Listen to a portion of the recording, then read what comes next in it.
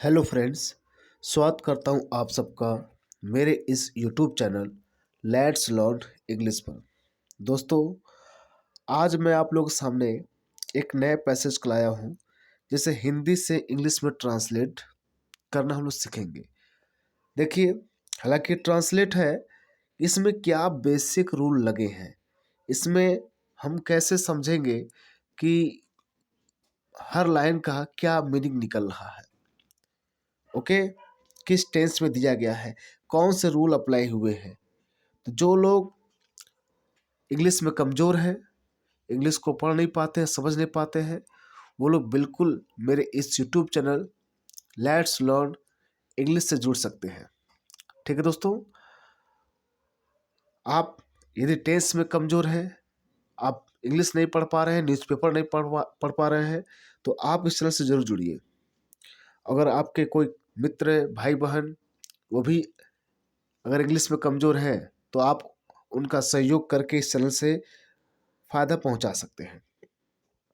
ठीक है दोस्तों, तो जो बच्चे, एक बात और है, जो बच्चे बोर्ड में हैं, मतलब क्लास 10th में और 12th में जो बोर्ड का एग्ज़ाम देंगे, वो लोग भी चाहे तो इस चैनल से फ़ायदा उठा सकते हैं।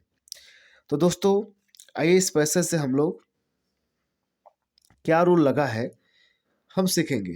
ठीक है, एक पैसेज दिया गया है हिंदी में, मेरा मित्र आज सवेरे सवेरे की रेलगाड़ी से बरेली आया है। ठीक है, मुझे उसे इलाहाबाद के मुझे उसे इलाहाबाद के दर्शनीय स्थान दिखाने हैं। आज वह थका हुआ है। मैं उसे कल गंगा और यमुना का संगम दिखाने ले जाऊंगा। ओके, देखिए, पहली बात तो ध्यान दीजिएगा, सेंटेंस में पहले पहचानने की कोशिश करिए कि किस टेंस का है। जब तक आप पहचानेंगे नहीं, तब तक उसका सही रूप को नहीं जान पाएंगे। तो जिस टेंस से बना होगा उस टेंस का रूल अप्लाई हम लोग करेंगे। तो मेरा मित्र आज सवेरे की गाड़ी से बरेली से आया है। ठीक है, आया है मतलब आ गया है, या आ चुका है, या है, ये है। मतलब जब कोई क्रिया, आने वाली जो क्रिया है वो हो चुकी है, मतलब आ गया है। तो इसका मतलब वो किस चीज़ का फीलिंग दे रहा है? प्रेजेंट टेंस का फीलिंग दे रहा है। वो भाव प्रेजेंट टेंस के हैं, लेकिन प्रेजेंट परफेक्ट के हैं। वो भी कौन से? प्रेजेंट परफेक्ट के। तो प्रेजेंट परफेक्ट में क्या होता है? वो हैज़ हैव का प्रयोग होता है कि नहीं? हैज़ या हैव प्लस वर्ब का थर्ड फॉर्म का होता है। तो देखिए, पहले सब्जेक्ट है, कौन आया है, समझ लेते कौन आया है। तो माय फ्रेंड। ठीक है, माय फ्रेंड। अब एक ही दोस्त है तो उसके लिए क्या लगाएंगे? हैज़ लगाएंगे नहीं। अब एक ही दोस्त है उसके लिए क्या लगाएंगे? हैज़। ओके, तो एक दोस्त के लिए हम क्या लगाते हैं? हैज़। क्योंकि प्लूरल होता तो हैव लगता। उसका वर्ब का थर्ड फॉर्म, क्रिया क्या है? आना। तो आना के लिए कब नहीं? अराइव्ड। क्योंकि किसी जगह पे आया ना, पहुंचे ना, आगमन किए हैं, तो arrived. My brother has arrived, मेरा भाई या मेरा मित्र आया है, हो गया, आ गया है। कब? आज, टुडे। ओके, कहाँ से? मतलब आया है कब? टुडे मॉर्निंग, सुबह की, मतलब आज सुबह में। ओके, आज सुबह आया है, आज सुबह। कहाँ से? From Bareilly. From Bareilly. From Bareilly से कहाँ? बरेली से आया है, किससे? By train. ट्रेन से। किसी भी साधन से जाने के लिए हम बाई का यूज करते हैं। क्या यूज करते हैं? बाई। तो बाई ट्रेन से गए ना, बाई कार होता, बाई कार से गए होते। तो माई फ्रेंड, मेरा दोस्त, हैज, सिंगुलर है तो हैज रहेगा, आया है, अराइव्ड, आया है टुडे मॉर्निंग, आज सुबह, फ्रॉम बरेली, बरेली से, बाय ट्रेन, ट्रेन से।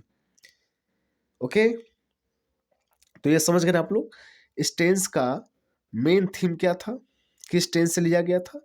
ओके, इसका सब्जेक्ट क्या था, इसमें हेल्पिंग वर्ब क्या यूज हुआ है, आपको मैंने पूरी बारीकी से बता दिया।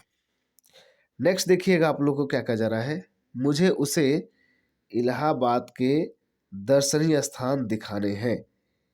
मुझे उसे दिखाना है ना, मतलब ले जाना है। कहाँ पर? इलाहाबाद पर।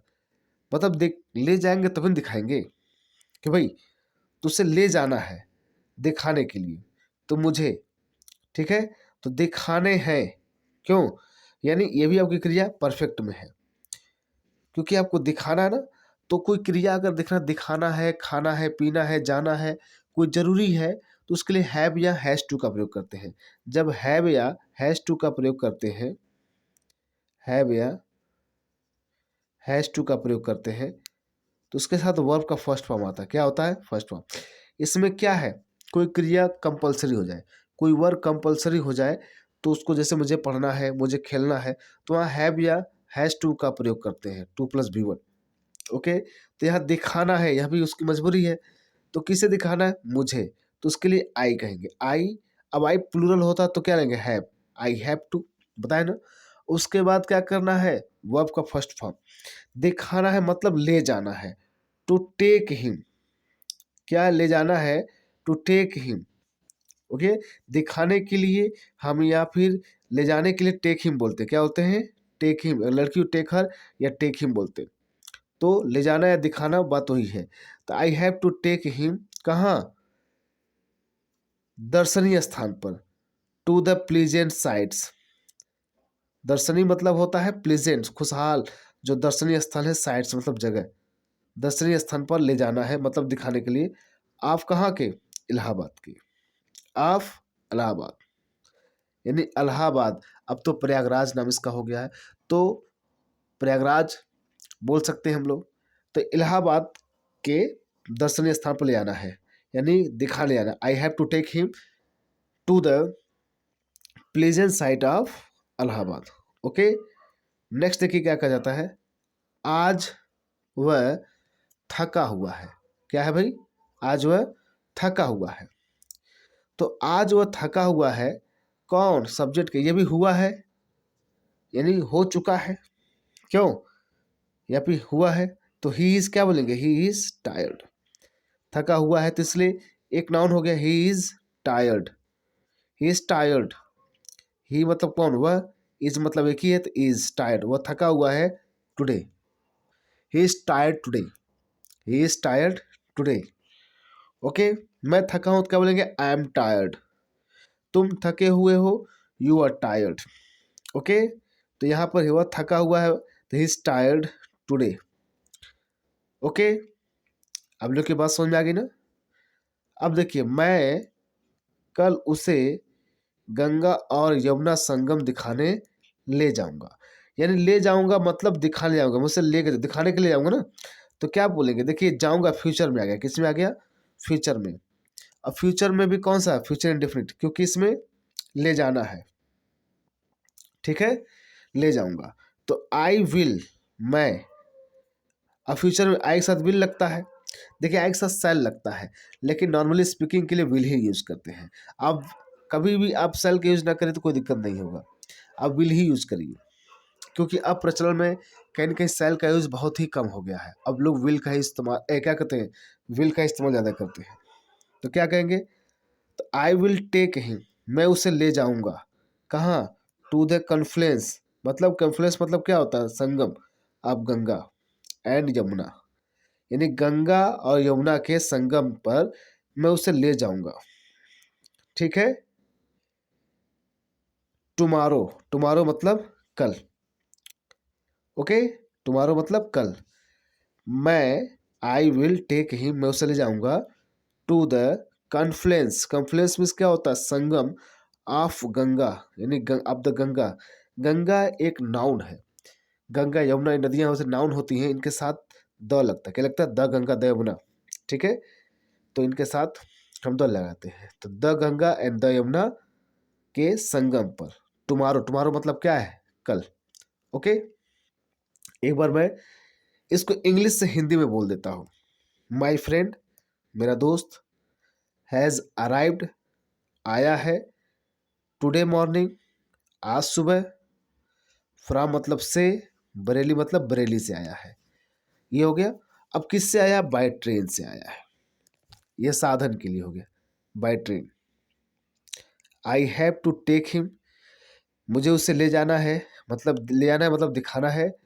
टू द प्लेजेंट साइट्स, यानी उन दर्शनीय स्थानों को।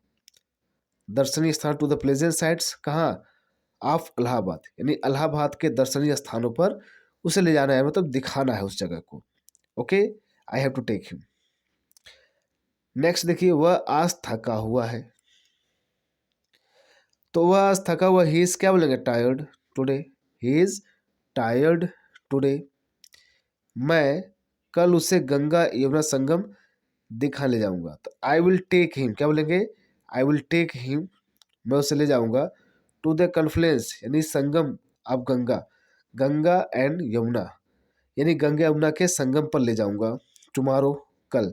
मतलब ले जाऊंगा तो क्या, दिखाने के लिए ही ले जाऊंगा मैंने, कि भाई उसे किस ले जाएगा भाई, वो दिखाने के लिए ही ले जाएगा। तो I will take him to the confluence of Ganga, मैं उसे ले जाऊंगा to the confluence of Ganga, यानी गंगा यमुना के संगम पर, टुमारो।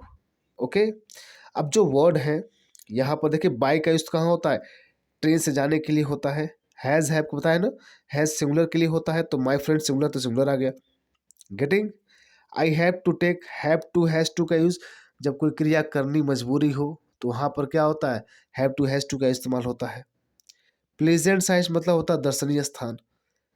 ओके, और टायर्ड मतलब थका हुआ। कन्फ्लुएंस में होता क्या है, संगम, किसके, गंगा और यमुना की, टुमारो।